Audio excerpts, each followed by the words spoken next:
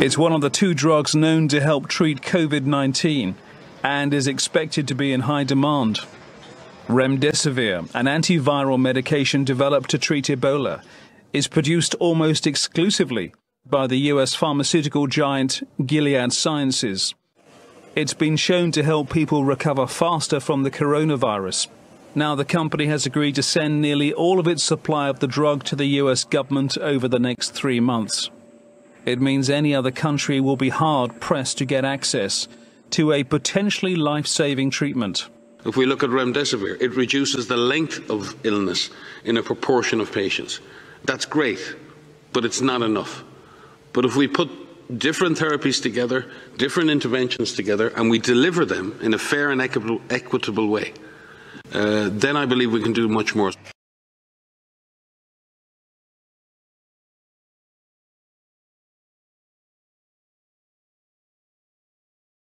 There is ever a scenario in which Russia puts a bounty on U.S. troops, how would you respond? First of all, they'd hear about it, but we never heard about it because intelligence never found it to be of that level where it would rise to that.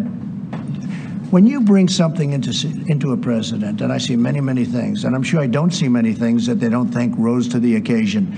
This didn't rise to the occasion. And from what I hear, and I hear it pretty good, the intelligence people many of them didn't believe it happened at all.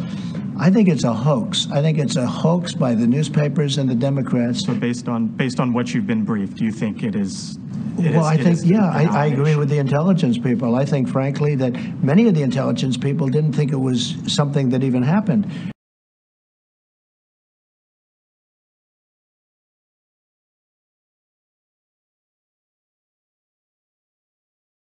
That this is just like kind of like a practice run for something that had a potentially that might in the future have a serious, like a really high mortality rate. Elon Musk is ramping up his criticism of the ongoing coronavirus scare in mainstream media, saying the virus isn't as deadly as previously thought. The CEO of Tesla and SpaceX took to Twitter Tuesday to draw attention to the high percentage of false positive tests that result in a likely inflation of COVID numbers. Shortly after, a Twitter user commented on Musk's statement, posting a video of Stanford professor Michael Levitt, to which Musk responded, "Levitt is right." There was total panic, and the fact is that almost all the signs we were hearing, for example, from organizations like the World Health Organization, was wrong, and for political reasons, we as scientists let our views be corrupted.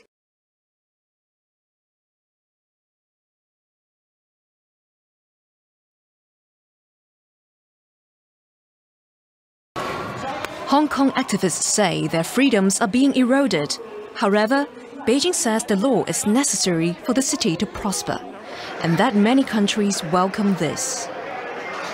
On behalf of 53 countries, Cuba welcomed the law of the People's Republic of China on safeguarding national security in Hong Kong at the session of the United Nations Human Rights Council. They believe that the law will have the sustained and steady implementation of one country, two systems.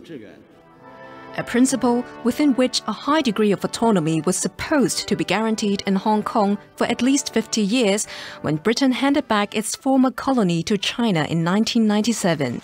The new law is a flagrant breach of the agreement, says the city's last UK governor. And I think it's very important that we stand up together, not starting a new Cold War with China, but just making absolutely clear that we will call out China when it behaves badly.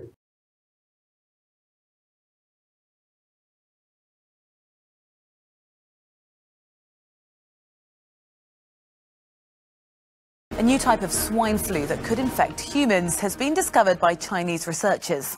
The new strain is genetically similar to the previous H1N1 swine flu that caused a pandemic in 2009.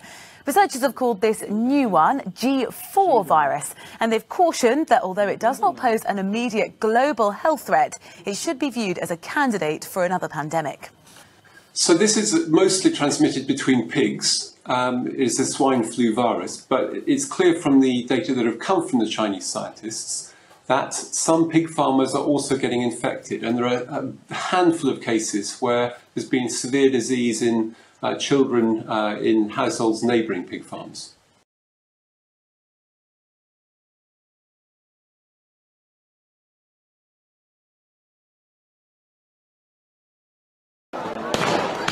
People gathered in Addis Ababa to escort the casket of popular musician Hachalu Hundessa, who was shot dead on Monday.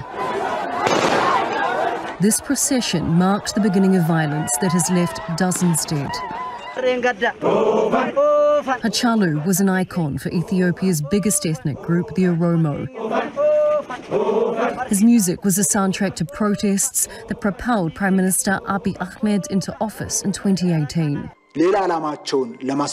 Hachalu was a role model for the struggle for democracy, human rights, freedom and justice. He was treacherously murdered by some external and internal elements who have been planning for a while now to start a strife and chaos among our people. His killing has spurred angry protests, which led to the government shutting down the internet on Tuesday. There is now little evidence of what is happening inside Ethiopia.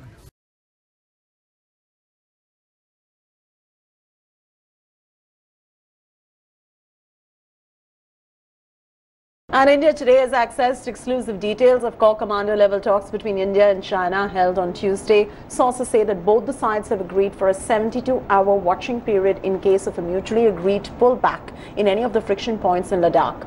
The decision has been taken to ensure that Galwan-like incidents do not reoccur. The watching period is going to be allowing verification by the troops from both the sides.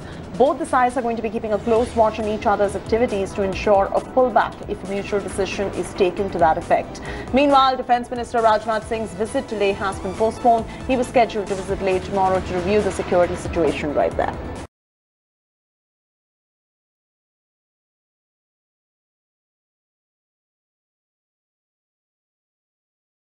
It was just 3 weeks ago that the struggling and fledgling state of Chaz seceded from downtown Seattle, from the U.S. itself. A week later, after internal revolution, it became CHOP, but the new name didn't stop the turmoil within. After a series of killings, the world's youngest country also had the world's highest per capita murder rate. Sensing weakness, its enemies pounced.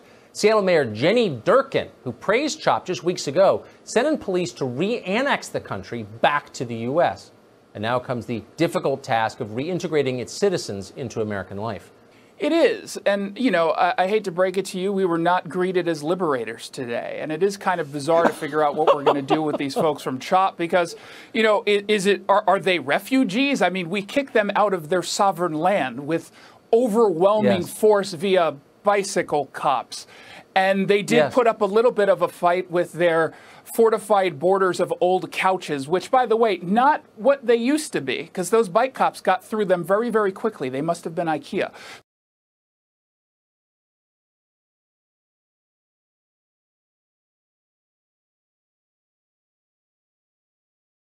Authorities in Myanmar say at least 100 people have died in a landslide at a jade mine. It happened after heavy rains hit the Hupaikant region in the north of the country, burying workers under a wave of mud. Scores more have been trapped.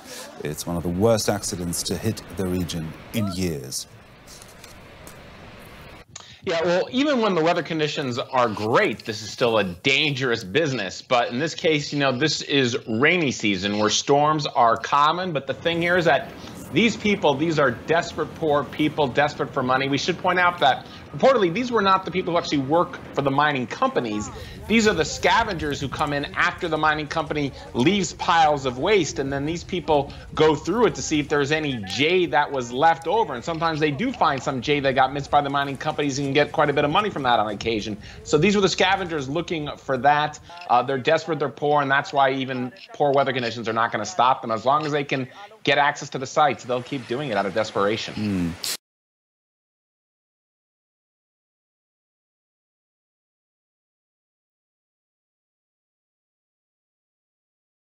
Hectare upon hectare of green, pockmarked with craters.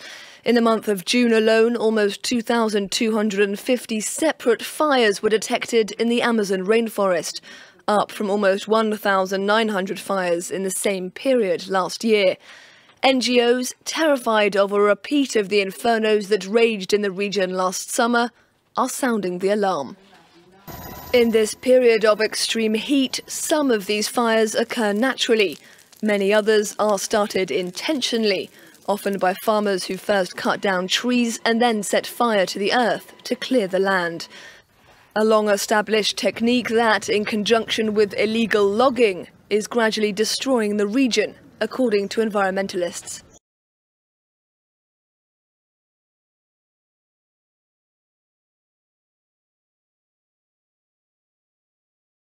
There's been an increase in attacks on civilian operators of mobile speed cameras in Melbourne's southeast. As Eliza Rugg reports, the workers are too afraid to complain about the violent incidents for fear of losing their jobs.